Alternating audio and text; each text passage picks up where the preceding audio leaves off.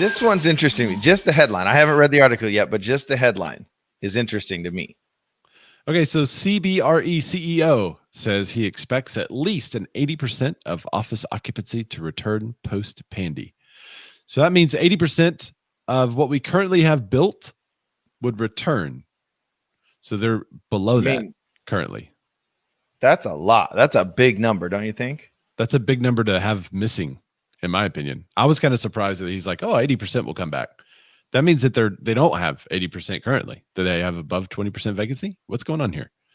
Okay, so what's happening with offices these days? And I kind of want to know from everyone watching, are you in an office? Are you out of an office? Are you out of the office because you work for a brokerage that you've never gone into the office for? Or maybe they just have small offices, kind of like ours. We just have a little place for kind of some group meetings and stuff. Otherwise, it's kind of a work from wherever you want environment. Or are you out of the office directly related to the Rona? And your office is shut down, not returning, or they have restrictions, or maybe your city, state, government has restrictions. So what is your current status? And what do you think will happen? Do you think more and more people will go back to work? Dan, there was a discussion we had about 2.5 years ago where I think it was Yahoo CEO came in and she said, okay, everybody can work from home. And they worked from home for a while. And then they said, okay, everybody's productivity stinks. Y'all come back in the office. And they all came back in the office. And at the very beginning of this pandemic, or the very beginning of the pandy, we talked about how we kind of related to that story and said people are going to go back. They're going to be working from home. And everyone's going to feel like everything's fine. We're able to do a lot of work. Then as capacity increases, when people start to get used to the Rona, they start their old buying habits come back and all that stuff, and we start to move as an economy again, the ability for people to produce most likely from home the same that they would do at work wasn't going to be equal. And most of the time, most of the companies would want to fill their offices with the people because the higher productivity levels. So that was our prediction. Yeah. Or that was my prediction. What do you think, Dan? Well, so I think this has gone on longer than we expected, or I don't know how I should say that, but we're here. You know, we're 9 months into this, 10 months into this. So now companies are having to, it's not a, let's just send them and work for a home for a couple months and see what happens. If productivity goes down, we'll fix it. Now they're here. I mean, we're going to go into a year into this thing where people are going to have to work from home in a lot of cases. They're going to have to fix the productivity. So to me, there's two parts to this. Is they're going to have to come up with new, goals or standards for if you work at home, you have to, be on. And I do have a friend who works from home, and she always has.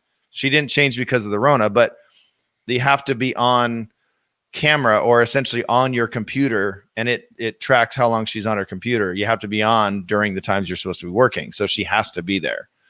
So I think they're going to add some of that, but also what about those companies that are kind of like, dude, productivity is still great, and I don't have to pay for this way overly priced office space.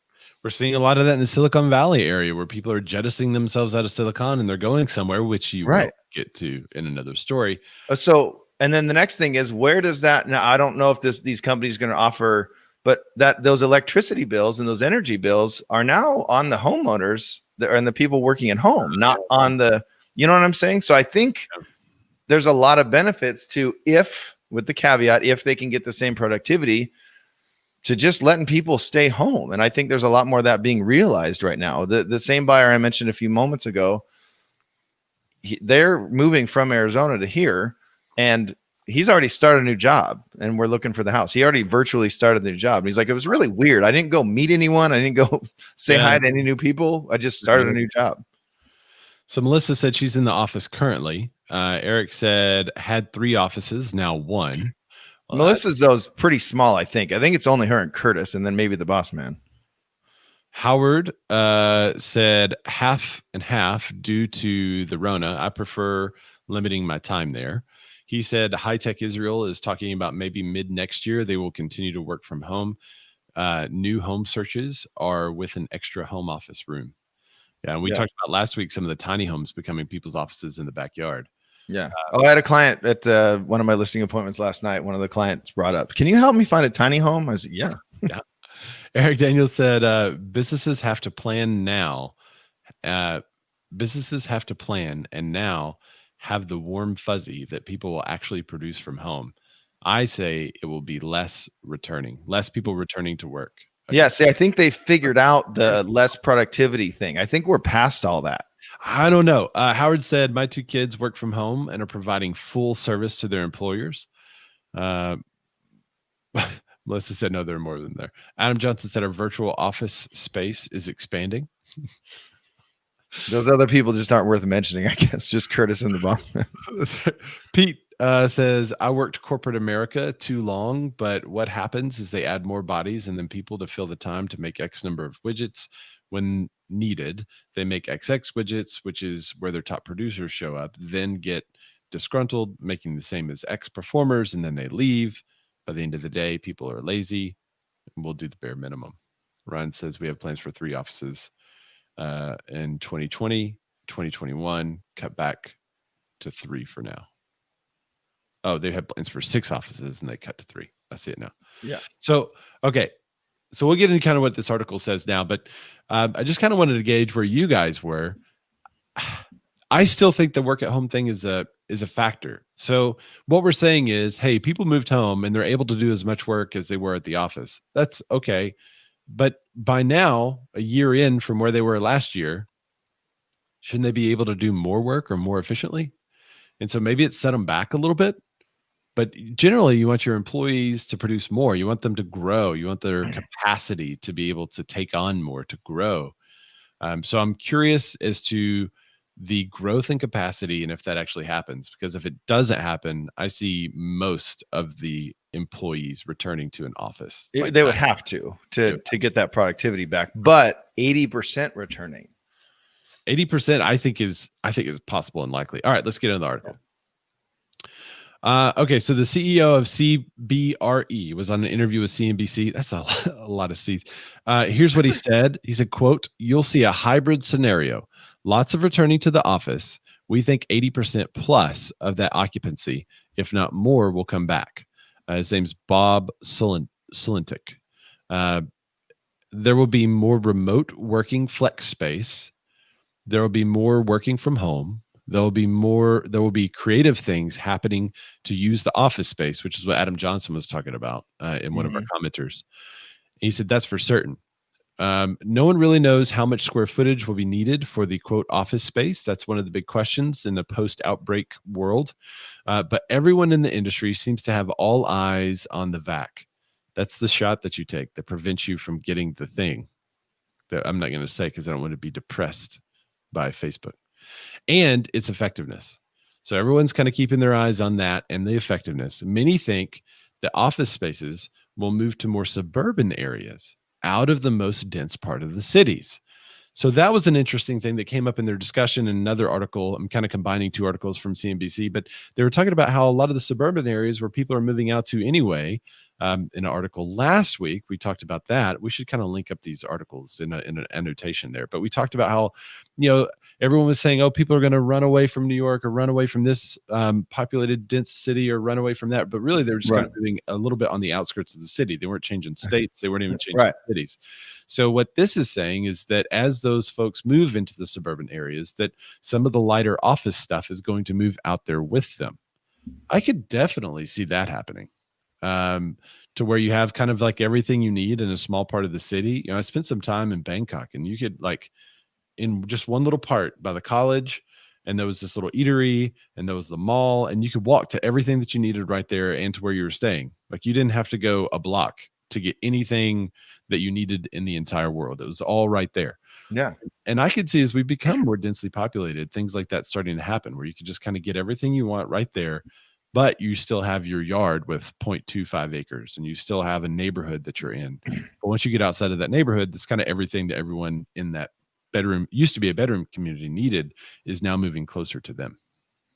Well, and, we've covered on the show a little bit about live workspaces, just kind of being more, going back to the one comment, the warm and fuzzy, more just the little community feel, because I don't know. I think at some point, now this is just a crazy off the top of my head thing, but at some point, like we've gotten away from the little mom and pop shops and the little downtowns, the little main streets, and I think there's a nostalgia coming back right now because so many people are suffering with their businesses and shutdowns and stuff. So I think, people are really pushing to support small right now. So imagine if they could just have that little, and I don't mean they because necessarily build it in their community, but move to that. Imagine if they could live, work, shop, everything right there in their own little community. If you watch the Dave Letterman show, My Next Guest Needs No Introduction, he had Dave Chappelle on, and they literally walked. It's Dave Chappelle, one of the biggest stars in the world, very known.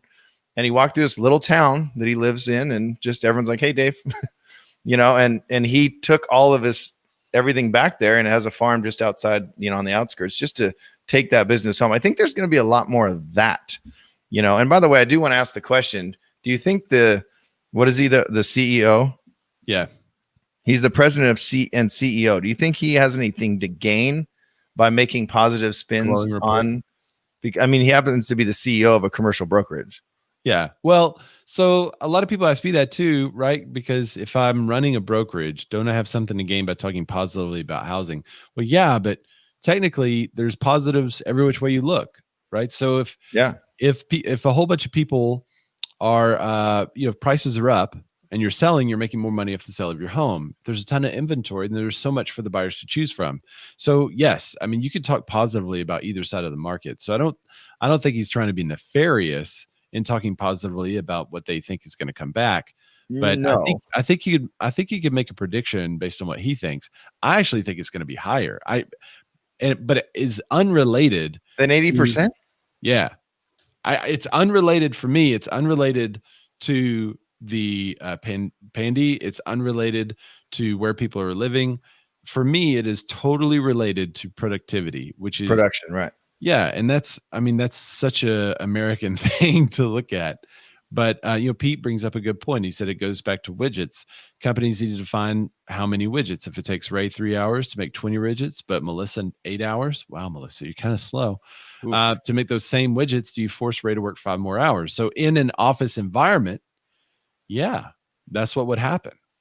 I know, but that's the thing though, is if they each have the same quota, Ray's at home making those same amount of widgets at home in those 3 hours. Yeah. And then I'm just going hanging out for the rest of the day because I've done my work. Or maybe I wait. Know, but his quota was good. Right. He hit his quota. Now he's off mountain biking in the backwoods of Arkansas. Which is better for life, right? Right. But is that where capitalist society America would go to? Capitalist society of America would say, no, Ray has a depends on if you're hourly or salary or whatever, but let's just say Ray has a contract to work 8 hours a day and he's only putting in 3 hours. His production is incredible in those 3 hours, but man, look at the opportunity costs. Look at what we're wasting by paying him so much for just, going mountain biking in the afternoon. If we could incentivize Ray, then we could get even more production out of him in the same amount of time as Melissa. And unfortunately, maybe we'll have to let her go. But what if those incentives are work 3 hours a day, get everything we need done because we want to have 50 Rays instead of 20 Melissas. I know Melissa's being dragged through the mud here, and she's not that slow. We all know that. She said, "I'm not that slow." Is what she said. But this is the example that Pete set. So this is technically Pete's fault. But why wouldn't you just get more Rays? And by the way, part of that incentive is, dude, then you get to homeschool your kids and go on hikes and enjoy your city, and you're done with work. That's part of the incentive to me, especially now when a lot of us feel so depressed and so, we got to stay home. We have to live in these little bubbles, but you can still go outside and enjoy the fresh air on your own. You know what I mean? Yeah. I don't know. I think it's a better work-life balance type of situation, but I mean, I think most people with some drive would figure out a way to add value to the marketplace to get paid more money so they could do more stuff. 100%. But then that's their choice though. Not, like Pete says, Ray would just slow down and drag his feet, drag 3 hours into 8. Then they have workers doing that too. And then that's less productivity, but they can't paying him for 8 hours. And they can't really monitor that if the person's working from home. They can't monitor it well. Melissa Mara said, "Why me?" And Howard said, "Oh, I know. That's cute." Yeah, you got a job in Israel, but I thought it would be me. It's usually Ray, and then Dan. Dan's always the dumb one, but I'm good with it. So I'm a little bit relieved that it went the brunt went on someone else there. Pete with a huge fallacy. He said, because you don't have to pay more for raise. Oh, yes, you do. And it's impossible to get rid of underperforming Melissa once they're in the company/union. Well, when you have performance reviews, then you just move on from them after a couple low ones. Yeah, today is an interesting day. We get to find your new workplace.